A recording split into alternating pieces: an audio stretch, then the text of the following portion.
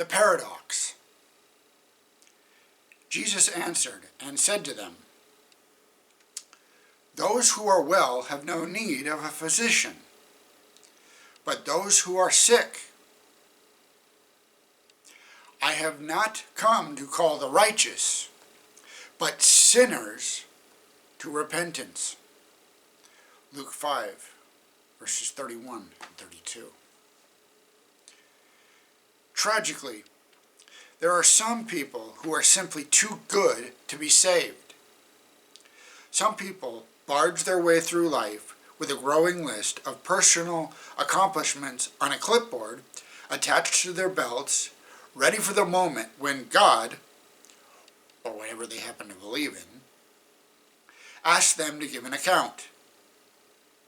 Just look, I have always been a good person. To the best of my knowledge, I have never cheated, lied, or stolen. I have always tried to live by the golden rule, and I believe I'm the perfect candidate for heaven. There is nothing God can do for such people.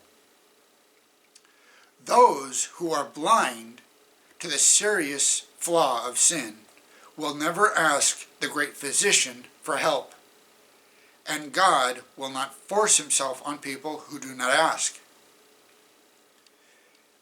In the minds of some of Jesus' contemporaries, the Messiah would naturally want to devote much or most of his time to the moral luminaries who were keeping Israel on the straight and narrow during the years of Roman occupation.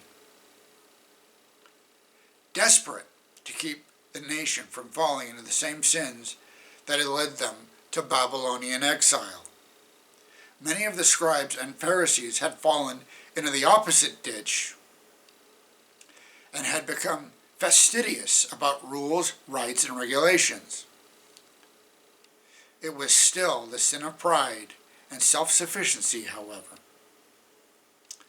Before Babylonian exile, God's people had chosen self-determination by creating a homemade pagan hybrid religion to suit their own taste. Now they were clearly rejecting the paganism of the Romans, but they were still relying entirely on self, and in trying to remain pure, had ironically become blind to their true condition. Those who were painfully aware of their sin found little hope in such a religious atmosphere, surrounded by people who continually underscored their personal moral achievements. They became even more despondent, certain that heaven was not for them. Jesus came to set despondent people free. "I know you are not well," he told to broken sinners.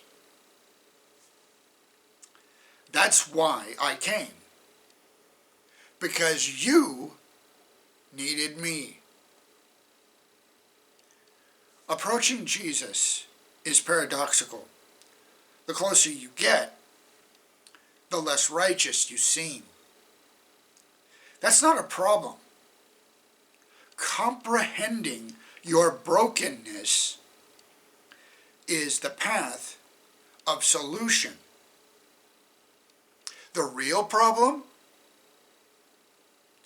When you are so far from the light that you become blind to your true nature.